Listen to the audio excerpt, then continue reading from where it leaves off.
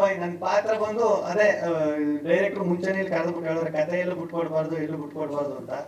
ನನ್ನ ಪಾತ್ರ ಚೆನ್ನಾಗೈತೆ, ಅದೊಂದು ಮಾತ್ರ ಹೇಳ್ಬಲ್ಲೆ. ಆಮೇಲೆ ಇಲ್ಲಿ ಕಾರೆಲ್ಲ ಆ ಕಾರ್ ಐತಲ್ಲ ಅದು ಮಾತ್ರ ಸಕ್ಕತ್ ರೋದನೆ ಕೊಟ್ಬಿಟ್ಟೈತೆ ನಮ್ಗೆ. ನಾನು ಸ್ಟಾರ್ಟಿಂಗ್ ಹೋದಾಗ ಯಾವ್ದೋ ಲ್ಯಾಂಬೋರ್ಗಿನಿ ಕಾರ್ ತಂದು ಇಳಿಸ್ಬಿಡೋರು ಏನು ಗುರುಗಿದ್ರು ಅಂತ ನಾನು. ಆಮೇಲೆ ಎಲ್ಲ ಟಿಂಕ್ರಿಗೂ ಪೇಂಟಿಂಗ್ ಮಾಡಿಸ್ಕೊಂಬಂದು ಆಲ್ಟರ್ನೇಟ್ ಮಾಡಿಸ್ಕೊಂಬಂದವ್ರು ಯಾವ ಗಾಡಿಗೆ.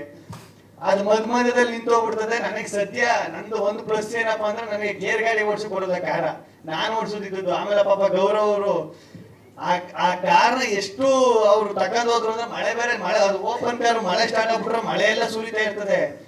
ಈ ಕಡೆ ಈ ಹ್ಯಾಂಡ್ ಲೆಕ್ಕಿದೆ ಕೈಗೆ ಬರ್ತದೆ, ಈ ಕಡೆ ಗೇರ್ ಎತ್ತೋದ್ರೆ ಗೇರ್ ಹಾಕಿದೆ ಕೈಗೆ ಬರ್ತದೆ.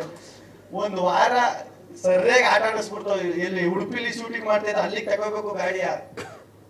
ಹೆಂಗ್ ಆಗ್ಬಿಡ್ತು ಅಂದ್ರೆ ಪಾಪ ಅವ್ರಿಗೆ, ಅವ್ರು ನೋಡಿ ನನಗೆ ಪಾಪ ಅನ್ನಿಸ್ಬಿಡ್ತು. ಬ್ರೇಕ್ ಹೊಡಿಕ್ ಹೋದ್ರೆ ಅದು ಸ್ಟ್ರಕ್ ಆಗ್ಬಿಟ್ಟದೆ, ಬ್ರೇಕೇ ಓದ್ತಾ ಇಲ್ಲ ಒಂದು ಟೈಮಲ್ಲಿ.